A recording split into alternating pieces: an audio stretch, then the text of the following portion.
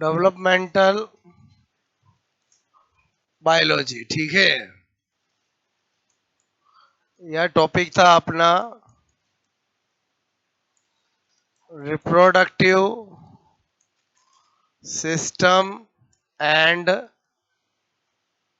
Embryology, ठीक है। यही चल रहा था, ये पढ़ चुके हैं अपन। अब क्या पढ़ना है, ये एनिमल डेवलपमेंटल बायोलॉजी, ठीक है। आपसे मैं कह रहा हूं,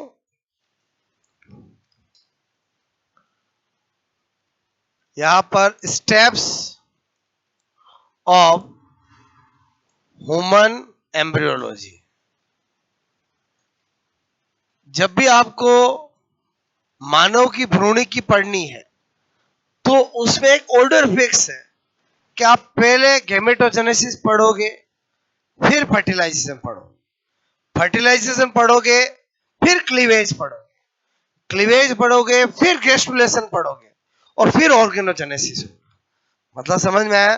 कोई के मुझे फर्टिलाइजेशन क्लीवेज पसंद है, वो ऐसा नहीं चलता है।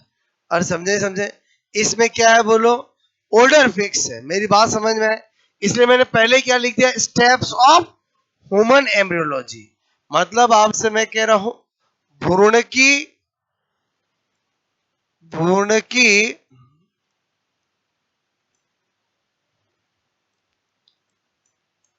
ठीक है, बोलो, का क्रम। पहले क्या चीज पढ़ेंगे, बोलो, गैमेटोजेनेसिस, मतलब युग्मक जनन।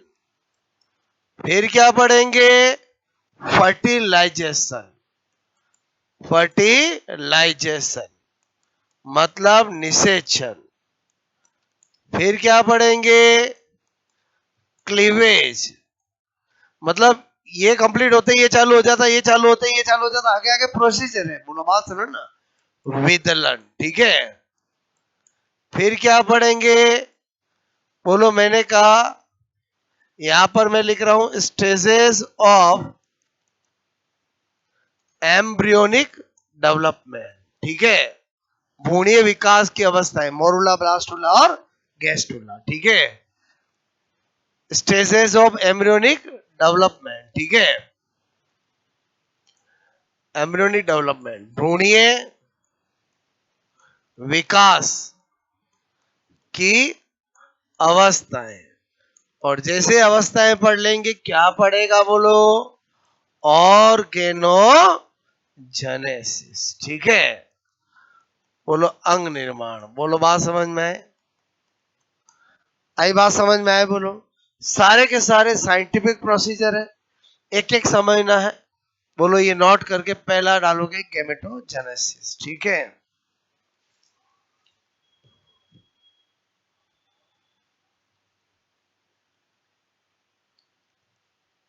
मैं बार बार कहता हूं, बायोलॉजी भी ऐसा सब्जेक्ट है जो बहुत समझने का है, ओके। अक्सर स्टूडेंट्स की टेंडेंसी रहती है कि फिजिक्स केमिस्ट्री समझने का होता है, बायोलॉजी रटने का होता है। ऐसा नहीं है, बायोलॉजी खुद अपने आप में बहुत लॉजिकल है और बहुत समझने का है, ठीक है।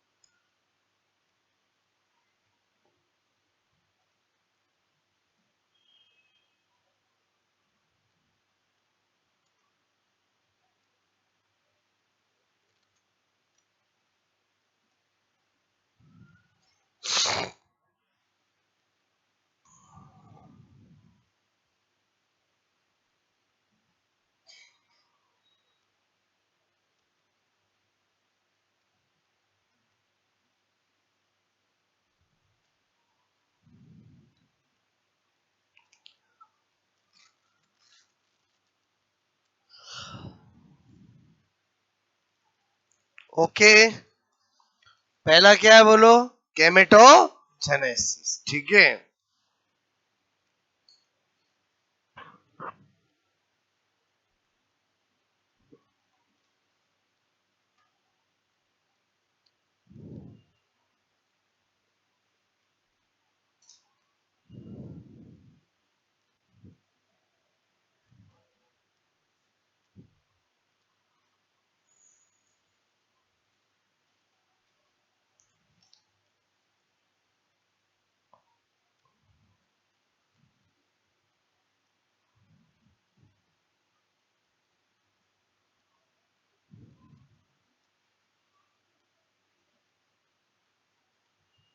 बात समझ में आए बोलो?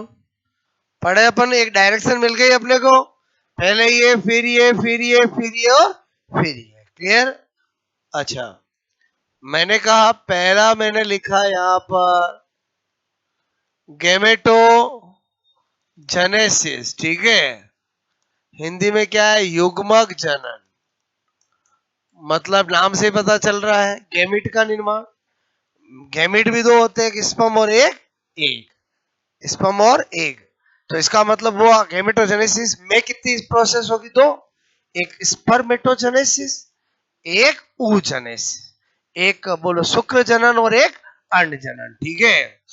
मैंने कहा गैमेटोजेनेसिस मतलब क्या बोल रहा हूं? युग्मक, ठीक है, गैमेट का निर्माण, फॉर्मेशन ऑफ गैमेट। फिर क्या बता रहा हूं?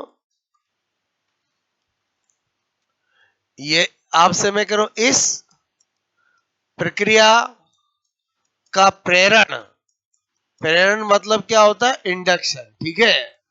Induction, FSH, FSH follicular stimulating hormone बोलो द्वारा किया जाता है। ये क्यों लिखा मैंने ऐसे? क्योंकि जब एफएसएच का कार्य पढ़ते हैं तब बोलते हैं हम गैमेटोजेनेसिस को इंड्यूस करना। आज गैमेटोजेनेसिस पढ़ रहे हैं तो हम कहेंगे ये किस हार्मोन से इंड्यूस होता है? एफएसएच से, ठीक है। फिर मैंने कहा इसमें इसमें मतलब किसमें? गैमेटोजेनेसिस। इसमें निम्न दो प्रोसेस, ठीक है, प्रक्रियाएं, प्रक्रिया मैंने कहा होती है, ठीक है, होती है। कौन सी दो होती है? एक बोलो आप कहोगे शुक्र जनन, शुक्र जनन बोले तो स्पर्मेटोजेनेसिस, स्पर्मेटोजेनेसिस। और एक क्या होती है बोलो? अंड जनन, ठीक है, अंड जनन बोले तो oogenesis। ये दोनों पढ़ना है। पहला मैंने लिखा है नंबर 1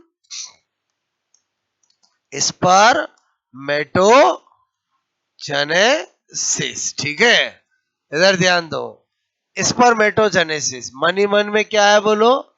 शुक्र जनन, ठीक है। अच्छा, पहला पॉइंट मैंने कहा बोलो साइट, भाई कहां होगा स्पर्मेटोजेनेसिस? तो हम कहेंगे सेमिनिफेरस ट्यूब्यूल्स ऑफ टेस्टिस। बोलो वृक्षण की शुक्र जनन बोलो नलिकाओं में। आप याद करो मैंने मेल रिप्रोडक्टिव फीमेल रिप्रोडक्टिव पहले बनाया क्योंकि उससे बेस बना, ताकि हमें आगे के ये पढ़ने में दिक्कत नहीं आए। क्लियर? मैंने कहा यहां पर सेमिनी सेमिनिफेरस ट्यूब्यूल्स, ठीक है, ऑफ टेस्टिस, ठीक है, मतलब वृक्षण की शुक्र जनन नली नलिकाओं में, ठीक है। चलो ठीक है। दूसरी बात मैंने कहा इसका प्रोडक्ट क्या होगा? किसका प्रोडक्ट बोलो? स्पर्मेटोजेनेसिस का। भाई क्या बनेगा?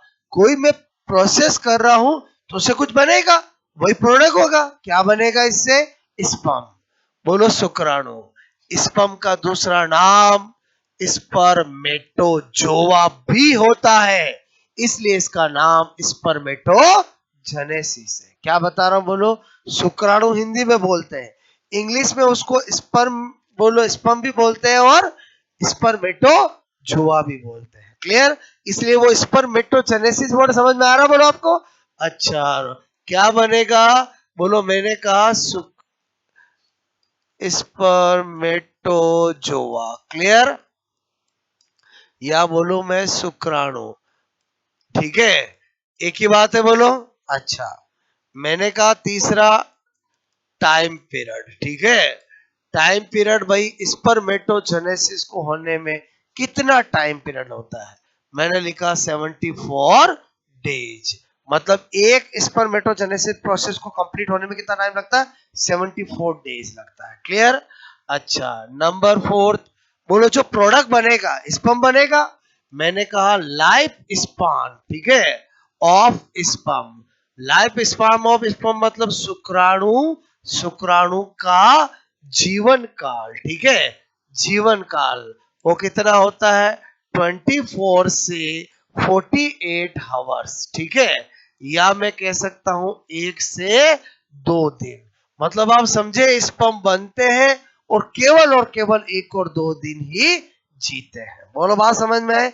ओके, तो आपको ये वाली बात भी समझ में आए? बोलो। अच्छा, सेम oogenesis में भी पढ़ेंगे और समझ लो ना, एक बार स्पर्मेटोजेनेसिस पढ़ेंगे आपकी पिक्चर क्लियर होगी। बोलो नंबर 5। नंबर 5 क्या बता रहा हूं, यहां पर मैंने लिखा फेजेस ऑफ स्पर्मेटो मेटो स्पर्मेटोजेनेसिस, मतलब शुक्र जनन की प्रावस्थाएं, ठीक है, शुक्र जनन, शुक्र जनन की बोलो प्रावस्थाएं।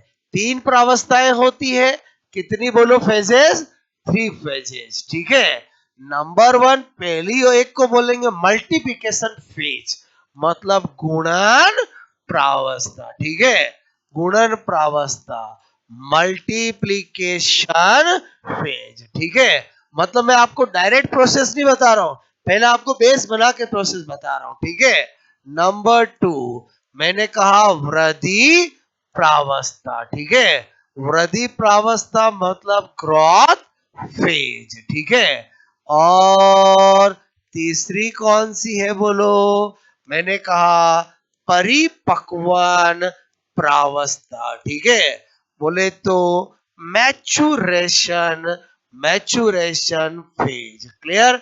यहां तक कहानी समझ में आई? बोलो आपको यहां तक बात समझ में आई? अच्छा, अब मैं क्या बताऊंगा, नंबर 6 मैंने कहा प्रोसेस ऑफ स्पर्मेटोजेनेसिस, ठीक है, स्पर्मेटोजेनेसिस, शुक्र जनन की प्रक्रिया बताने जा रहा हूं, ठीक है। बोलो, मैंने लिखा शुक्र जनन की प्रक्रिया, ठीक है। इधर देखो, सबसे पहले स्टार्ट कहां होगी, आप कहोगे टेस्टिस की सेमिनिफेरस ट्यूब्यूल्स में बहुत सारी जनिक बोलो घनाकार उपकला जर्मिनल क्यूबॉइडल एपिथेलियम होती है। बोलो बात समझ में है? तो मैंने यहां पर लिखा, बोलो मैंने लिखा germinal, germinal cuboidal, cuboidal epithelium, बोलो एपिथेलियम, एपिथेलियम आपसे मैं कह रहा हूं ऑफ सेमिनिफेरस, सेमिनिफेरस ट्यूब्यूल्स, ठीक है। क्या लिखा मैंने, शुक्र जनन, शुक्र जनन नलिकाओं, नलिकाओं, ठीक है, में मैंने लिखा जननिक, जननिक घनाकार, घनाकार उपकला, ठीक है, उपकला, उपकला, ठीक है। अच्छा, एपिथेलियम मतलब नंबर ऑफ सेल्स, उनमें क्या होगा, उनमें होगा माइटोसिस। अब आप कहानी को समझना, क्या होगा उनमें, माइटोसिस होगा। माइटोसिस होने से क्या बनता है, मैंने कहा स्पर्मेटो गोनिया बनता है। क्या बनता है, स्पर्मेटो, स्पर्मेटो,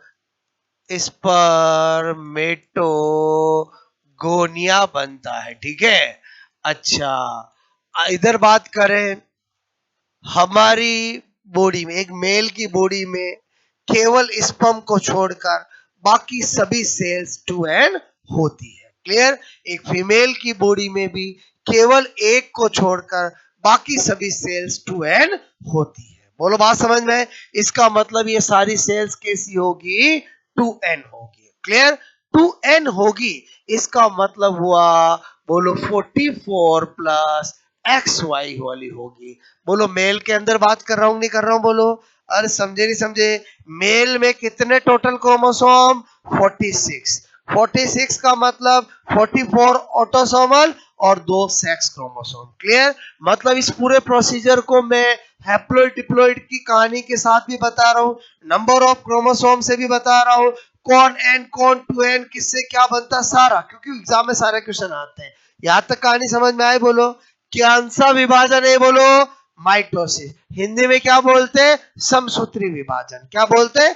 समसूत्री। मेरे हिसाब से माइटोसिस नाम जानते हो? बोलो। अच्छा, हर एक की हिंदी अच्छी नहीं लगता है।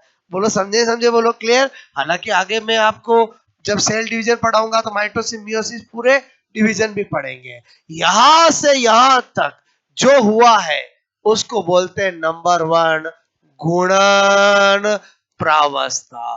क्या बोलेंगे?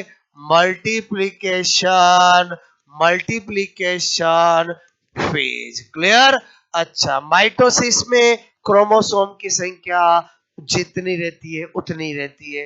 2n है तो 2n, n है तो n। इसका मतलब है स्पर्मेटोगोनिया भी क्या होगा? 2n होगा। 2n होगा तो बोले तो 44 प्लस XY होगा। समझे नहीं समझे, बोलो क्लियर। अच्छा, इन स्पर्मेटोगोनिया में क्या होती है? वृद्धि होती है। क्या होती है?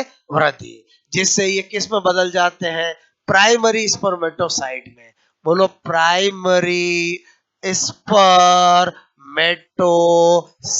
में बदल जाते हैं। क्लियर। बोले तो किस में बदल जाते हैं? प्राथमिक, मैंने कहा स्पर्मेटोसाइट में बदल जाते हैं। क्लियर। तो यहां से यहां तक जो होगा उसको क्या नाम दिया जाएगा? वृद्धि प्रावस्था। हर एक चीज का नाम समझ में आ रहा है? बोलो क्या कहा जाएगा? Growth phase. ओके, क्या कहा जाएगा? Growth phase. अच्छा, वृद्धि की है तो 2n तो 2n ही रहेंगे। 44 प्लस XY। यहां तक कहानी समझ में आई? बोलो आपको। अच्छा, आगे कहानी को समझना। ठीक है, मैंने कहा यहां पर ठीक है। ओके,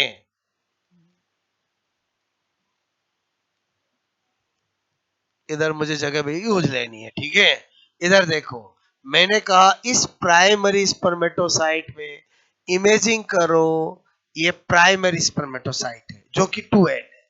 इसमें क्या होता है? मियोसिस फर्स्ट होता है। क्या होता है? Meiosis first. क्लियर। आप जानते हो एक मियोसिस में दो होते हैं, मियोसिस फर्स्ट और एक मियोसिस सेकेंड। इस मियोसिस फर्स्ट के होने से बोलो आपसे मेरे को एक से क्या बनेंगे? दो बनेंगे। क्लियर। जो बनेंगे उनको क्या बोलेंगे? सेकेंडरी स्पर्मेटोसाइट कहेंगे। क्या कहेंगे? सेकेंडरी स्पर्मेटोसाइट कहेंगे। हिंदी में क्या कहेंगे? द्वितीयक। बोलो आपसे मेरे को स्पर्मेटोसाइट कहेंगे। क्लियर। मियोसिस फर्स्ट से हमेशा गुणसूत्र की संख्या आधी रह जाती है।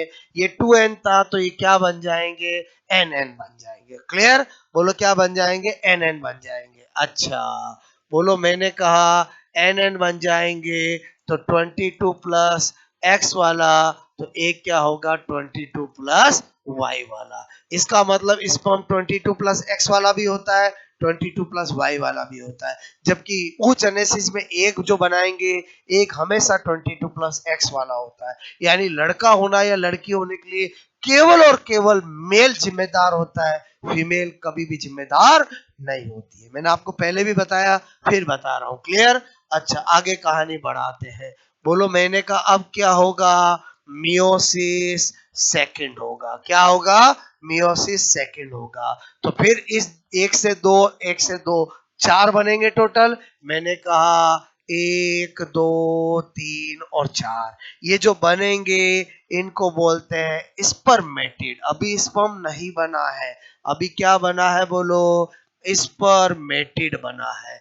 क्या बना है? बोलो स्पर्मेटिड। ओके, समझो क्या बना है? बोलो स्पर्मेटिड बना है। क्लियर। अच्छा, यहां तक कहानी समझ में आई? बोलो। मैंने कहा ये जो मियोसिस सेकंड होता है वो माइटोसिस के समान होता है। एन है तो एन ही रखता है। बोलो 2n है तो 2n ही रखता है। इसका मतलब ये अगर nn है, ये अगर nn है, n का मतलब क्या? हैप्लॉइड। 2n का मतलब क्या? डिप्लॉइड। तो बताओ ये भी क्या होंगे? n n और n। बोलो बात समझ में। सभी के अंदर 23 क्रोमोसोम होंगे। क्लियर। कुछ 2n, बोलो 22 प्लस x वाले, कुछ 22 प्लस y वाले। क्लियर। अब क्या होगा? बोलो आपसे मैं कहूं गोल्जी बॉडी। कौन क्रिया करेगी? गोल्जी बॉडी, और वो स्पर्मेटिड को किस में बदल देगी? स्पर्म में बदल देगी। किस में बदल देगी? स्पर्म में बदल देगी। अब ये क्या बन गए? स्पर्म बने। क्या बन गए? शुक्राणु बने। क्लियर? इसको क्या बोलते हैं? मैच्योरेशन फेज, परिपक्वन प्रावस्था। क्लियर? बोलो, आपसे मैं कह रहा हूं मैच्योरेशन फेज। क्लियर? आगे समझना। दिमाग में आता है सर स्पर्मेटिड और स्पर्म में क्या अंतर हुआ? क्लियर? तो एक्चुअली क्या होता है, स्पर्मेटिड बोलो बोलो टेल लेस होता है, पूंछ रहित होता है, जबकि स्पर्म टेल वाला होता है। क्लियर? इस स्पर्म में बदलेगा तभी इसमें मूवेबिलिटी आएगी, तभी वो कहीं पर जा सकता है। इसका मतलब ये प्रक्रिया कौन करता है? Golgi body. गोल्जी बॉडी का बोलो आपसे में काम है, दो काम है। क्या काम है? एक तो बोलो स्पर्मेटिड को स्पर्म में बदलना, दूसरा स्पर्म में एक्रोसोम का निर्माण करना। क्लियर? एक्रोसोम क्या होगा? अभी स्पर्म की स्ट्रक्चर बड़ी सी बना के बताऊंगा। तो इसका मतलब हुआ स्पर्मेटिड के अंदर बोलो इतना लिख दूं, टेल उपस्थित, बोलो एक्रोसोम एब्सेंट। क्लियर? और स्पर्म में लिख दूं, बोलो टेल उपस्थित। बोलो ये क्या लिख दूं? टेल, बोलो बोलो बोलो, ऐसे लिखो चलेगा? अरे बोलो, समझे समझे? बोलो एब्सेंट। बोलो बात समझ में? ओके। और इसमें क्या लिख दूं? प्रेजेंट मतलब उपस्थित। ओके। और एक्रोसोम, एक्रोसोम ठीक है, क्या कर दो? उपस्थित। और ये दोनों का निर्माण कौन करता है? Golgi body. ये गोल्जी बॉडी का कार्य है। जब हम सेल बायोलॉजी पढ़ेंगे तो Golgi body as a cell organelle पढ़ते हैं, तो मतलब पूरी बायोलॉजी आपस में क्या है? कनेक्ट है। मतलब आप जैसे जैसे टॉपिक्स पढ़ोगे, यूनिट पढ़ोगे, आपकी और चीजें क्लियर होती जाएगी। बात समझ ना? इधर ध्यान दो। तो इसका मतलब स्पर्मेटिड को स्पर्म में बदलने का काम किसका किया जाता है? Golgi body. क्लियर? अच्छा, यहां तक कहानी समझ में आए? अब मैं क्या बता रहा हूं समझो। यहां से लगाकर, यहां से लगाकर यहां तक मतलब कहां तक? स्पर्मेटिड तक। छोटे छोटे सब समझना, पिछले साल भी क्वेश्चन आया था। यहां से लगाकर यहां तक को क्या बोलते हैं? बोलो, मैंने कहा स्पर्मेटोसाइटोसिस। क्या बोलते हैं? स्पर्मेटोसाइटोसिस। क्लियर? क्या बोलते हैं? स्पर्मेटोसाइटोसिस। क्लियर? फिर यहां से लेकर, बोलो आपसे मैं कह रहा हूं कहां तक? यहां स्पर्म निर्माण तक। इसको बोलते हैं, बोलो स्पर्मेटोलाइसिस। क्या बोलते हैं? स्पर्मेटोलाइसिस। क्लियर? या इसी को बोला जाता है स्पर्मियोजेनेसिस। क्या बोला जाता है? स्पर्मियोजेनेसिस। ये तो आपको ऐसे इंग्लिश में ही ध्यान रखना पड़ेगा। बोलो आपसे मैं कहूं स्पर्मेटोसाइटोसिस। क्लियर? ओके। और ये क्या है? बोलो स्पर्मेटोलाइसिस। क्लियर दिख रहे हैं? ये क्या है? स्पर्मियोजेनेसिस। स्पर्मियोजेनेसिस। ठीक है? जने, बोलो आपसे मैं करूं जेनेसिस। ठीक है? और मैं क्या बता रहा हूं, यहां से लगाकर यहां तक को बोलते हैं स्पर्मेटोजेनेसिस। क्लियर? क्या बोलते हैं? बोलो स्पर्मेटोजेनेसिस। इसका मतलब रियल में तो हम स्पर्मेटोजेनेसिस ही पढ़ रहे थे। बोलो इसका मतलब स्पर्मेटोजेनेसिस क्या हुआ? स्पर्मेटोसाइटोसिस प्लस प्लस स्पर्मेटोलाइसिस। क्लियर? अब जो मैंने ये बताया है, इसमें क्वेश्चंस कैसे आते हैं? बहुत सारे बनते हैं। सुनो, पहले वर्बली समझ में आएगा। आपको पूछते हैं स्पर्मेटोजेनेसिस, स्पर्मेटोजेनेसिस में निम्न में से कौन सी स्ट्रक्चर डिप्लॉयड नहीं होती है? क्या देंगे? द्विगुणित नहीं होती है। ऑप्शन क्या दिया जाएगा? स्पर्मेटोगोनिया। एक दिया जाएगा प्राथमिक स्पर्मेटोसाइट, मतलब प्राइमरी स्पर्मेटोसाइट। एक दिया जाएगा सेकेंडरी स्पर्मेटोसाइट। एक दिया जाएगा उपयोग सभी या नन होती है। बताओ, मैंने पूछा कौन सी डिप्लॉयड नहीं होती है? कौन सी नहीं होती? बोलो सेकेंडरी स्पर्मेटोसाइट। क्लियर? दूसरा क्वेश्चन आपसे पूछा जाता है स्पर्मेटोजेनेसिस की प्रक्रिया में मियोसिस फर्स्ट का प्रोडक्ट क्या होता है? क्या पूछा जाएगा? मियोसिस फर्स्ट का प्रोडक्ट क्या होता है? बताओ, ऑप्शन होंगे प्राथमिक स्पर्मेटोसाइट, द्वितीयक स्पर्मेटोसाइट, स्पर्मेटिड और स्पर्मेटोगोनिया। और यही ऑप्शन होंगे। बोलो क्या पूछा आपको? मियोसिस फर्स्ट का प्रोडक्ट क्या होगा? ये प्रोसीजर पता होगा, सेकंडों में बता दोगे। मियोसिस फर्स्ट का प्रोडक्ट स्पर्मेटो सेकंड स्पर्मेटोसाइट होगा। क्या पूछते? स्पर्मेटोजेनेसिस। ये मैं लिखाऊंगा नहीं, ये मैं आपको वर्बली बता रहा हूं, क्योंकि ये सब मैंने आपको यहाँ पर बता दिया है। और समझे समझे बोलो, वापस सुनो। आपको पूछा जाता है स्पर्मेटोजेनेसिस में मियोसिस फर्स्ट किस में होता है? बोलो, ऑप्शन होंगे spermatogonia, primary spermatocyte, secondary spermatocyte, spermatid. बताओ किस में होता है? Primary spermatocyte. और समझे नहीं समझे बोलो क्लियर। तो इसका मतलब हुआ ये बड़ा इंपॉर्टेंट है। अच्छा, आपको पूछा जाए, बोलो स्पर्मेटोजेनेसिस शुक्र जनन के अंदर कौन सी स्ट्रक्चर में 23 क्रोमोसोम होंगे? किस में 40? अरे बात तो वही हुई ना। 23 का मतलब क्या हुआ? हैप्लॉइड। 46 का मतलब क्या हुआ? डिप्लॉइड। और समझे मैंने ये सारा एक साथ क्यों चलाया? समझ में आया बोलो? और समझे समझे बोलो। आपको पूछा जाए स्पर्मेटोजेनेसिस में स्पर्मेटोसाइटोसिस का प्रोडक्ट क्या होगा? तो क्या होगा? स्पर्मेटिड होगा। और समझे समझे बोलो, स्पर्मेटोसाइटोसिस का प्रोडक्ट कौन हुआ? स्पर्मेटिड। स्पर्मेटोजेनेसिस का प्रोडक्ट कौन हुआ? स्पर्म हुआ। और समझे समझे बोलो क्लियर। आई थिंक आपको इतनी कहानी समझ में आए बोलो आपको। अब आप क्या करोगे? नोट करोगे। यहीं से नोट करना था बोलो। और बोलो ये भी करना था। ओके।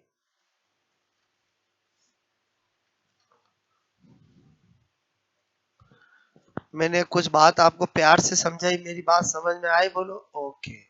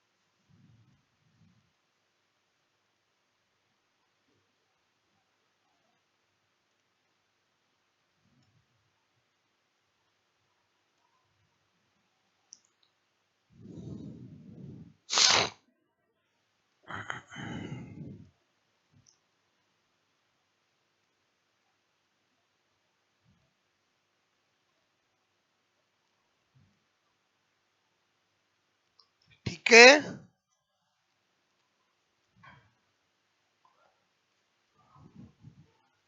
ऐसे लिखूं।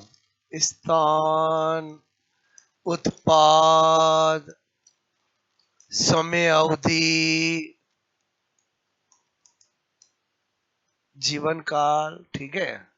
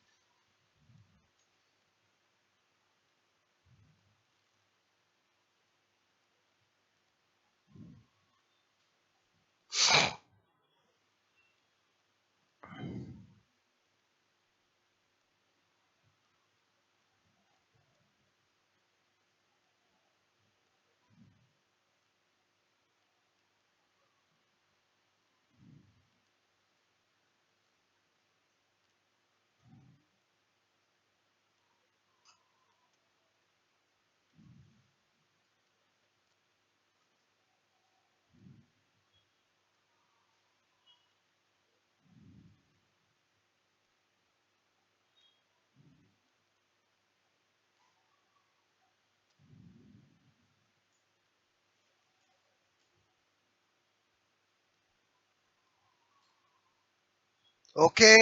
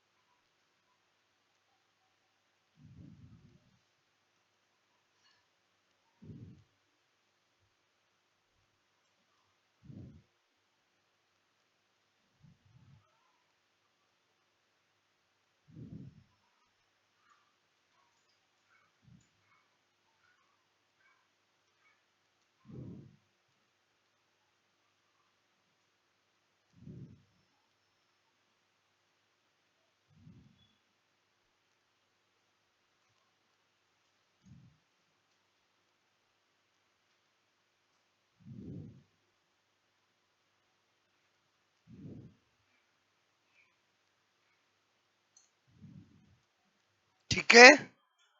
ये तो पहले आपको जनरल बातें बताई मैंने आपको, ठीक है।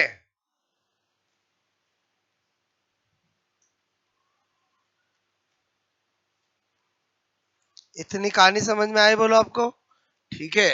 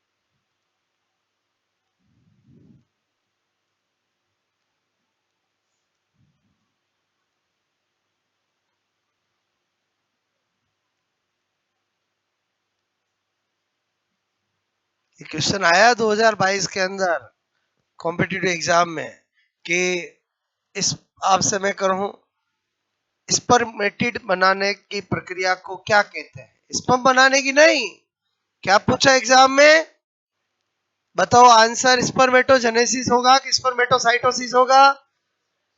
इसीलिए तो मैं आपको बता रहा हूं, और समझे समझे बोलो, क्लियर।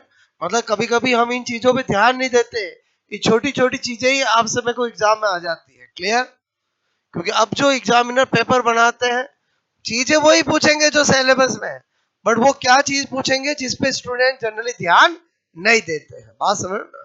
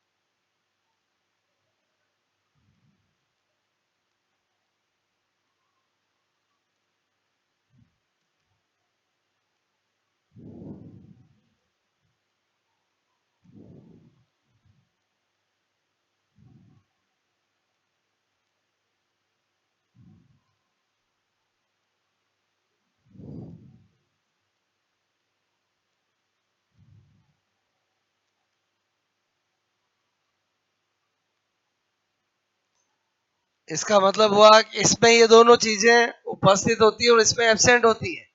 इसका मतलब इन दोनों चीजों का निर्माण किसने करा बोलो? गोल्जी बॉडी ने। और बोलो यही तो गोल्जी बॉडी का काम होता है ना। समझ में? स्पर्म के एक्रोसोम का निर्माण कौन करता है? Golgi body. स्पर्मेटिड को स्पर्म में कौन बदलता है? Golgi body.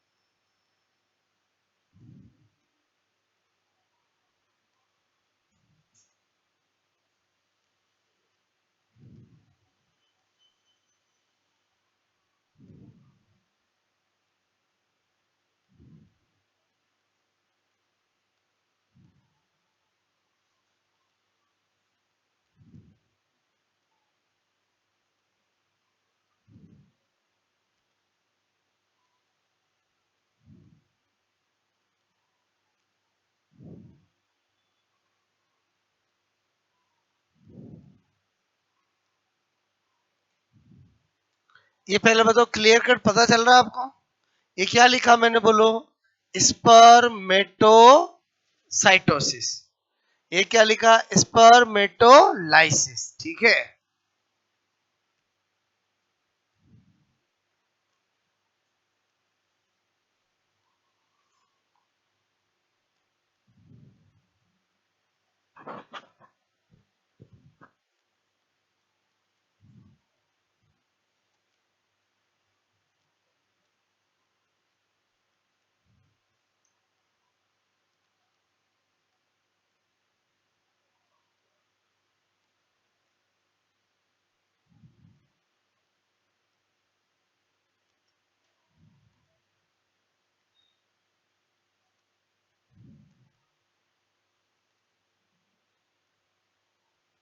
ये क्या लिखा? स्पर्मेटोजेनेसिस। ठीक है।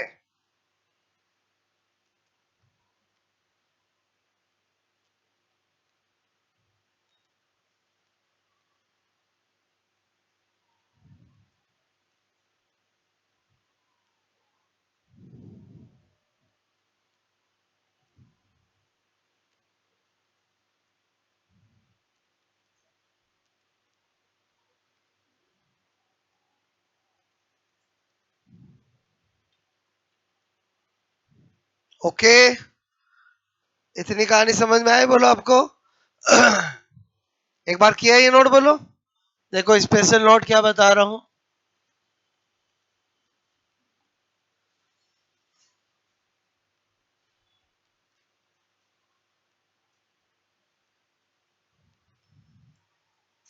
ठीक है, बताओ स्पेशल नोट। अच्छा, इसको देख के बताओ, एक प्राइमरी स्पर्मेटोसाइट से कितने स्पर्म बने बोलो? 4। अगर 100 स्पर्म बनाने हैं तो बताओ ये कितनी चाहिए? अरे जब 1 से 4 बन रहा है तो 100 बनाने के 25 चाहिए ना। समझ में आया बोलो? एक सेकेंडरी स्पर्मेटोसाइट से कितने स्पर्म बने? 2। 100 स्पर्म बनाने दिए, कितनी चाहिए? 50। ऐसे क्वेश्चन आते हैं एग्जाम में। बोलो बात समझ में? तो मैं स्पेशल नोट क्या लिखा रहा हूं समझो। स्पेशल नोट नंबर 1, पहला तो क्या लिख रहा हूं, मैंने कहा spermatogenesis is equal to spermatocytosis plus spermatolysis. ठीक है, स्पर्मेटोलाइसिस नहीं लिखा हुआ हो और उसकी जगह स्पर्मियोजेनेसिस लिखा हुआ हो तो भी एक ही बात है बोलो। अच्छा, जो वहां लिखा था यहां पर मैंने ऐसे इक्वेशन में बता दिया। और बोलो समझे ही समझे बोलो। अगर किसी के इधर इधर लिखने में समझने में कोई गड़बड़ हो जाए तो कम से कम यहाँ तो नहीं हो। और समझे ही समझे बोलो, यहाँ क्लियर समझ में आया बोलो आपको? अच्छा, ये एक एक चीज जान चुके हो आप बोलो। दूसरा क्या बता रहा हूं, मैंने कहा प्राइमरी स्पर्मेटो एक प्राइमरी स्पर्मेटोसाइट, प्राइमरी स्पर्मेटोसाइट, ठीक है, 4 स्पर्म का निर्माण। ठीक है, ऐसे लिखो, समझ जाओगे बोलो। मैंने कहा पहले बताओ ऐसे लिखो, प्राथमिक, बोलते भी नहीं हो।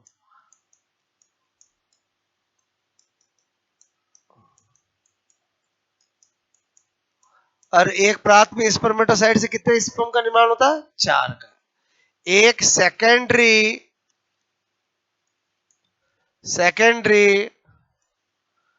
स्पर्मेटोसाइट से कितने स्पर्म का निर्माण होता है? 2 स्पर्म का निर्माण। ठीक है, द्वितीयक स्पर्मेटोसाइट, ये वाली चीज आपके काम कैसे आएगी? क्वेश्चन आता है 100 स्पर्म, मैं 100 करा रहा हूं, 250 किसी का भी है, ठीक है। 100 स्पर्म के निर्माण के लिए क्रम से प्राथमिक तथा द्वितीयक स्पर्मेटोसाइट,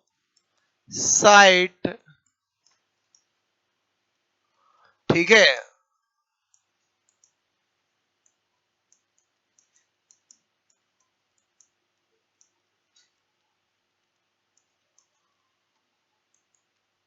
ठीक है, की आवश्यकता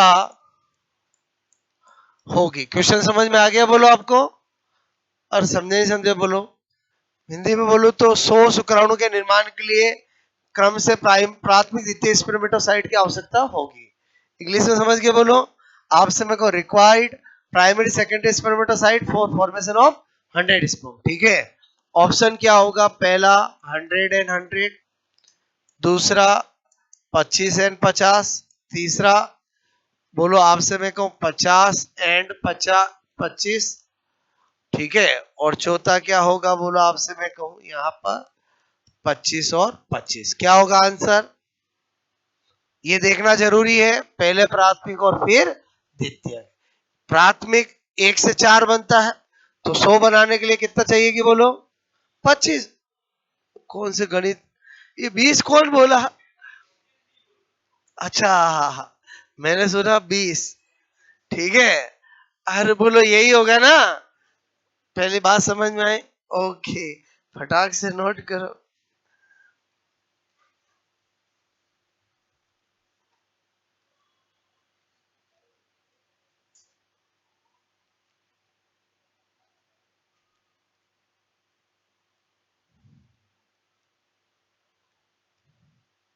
बाकी तो प्रैक्टिस सीट मिलेगी आपको। मैं एक एग्जांपल बताया, मतलब समझ गया आप बोलो।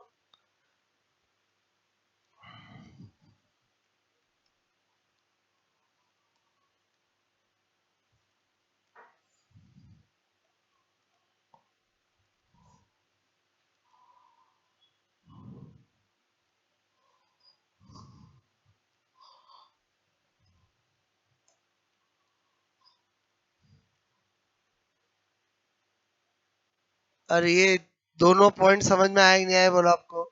ये वाला क्या काम आता है, जब अभी मैंने आपको क्वेश्चन दिया वहां काम आता है, ठीक है।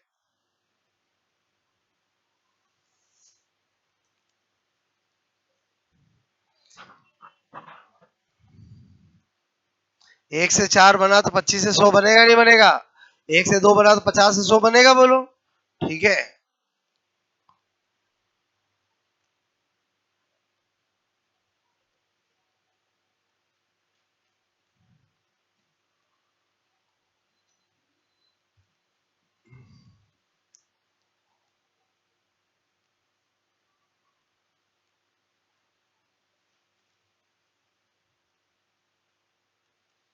ठीक है,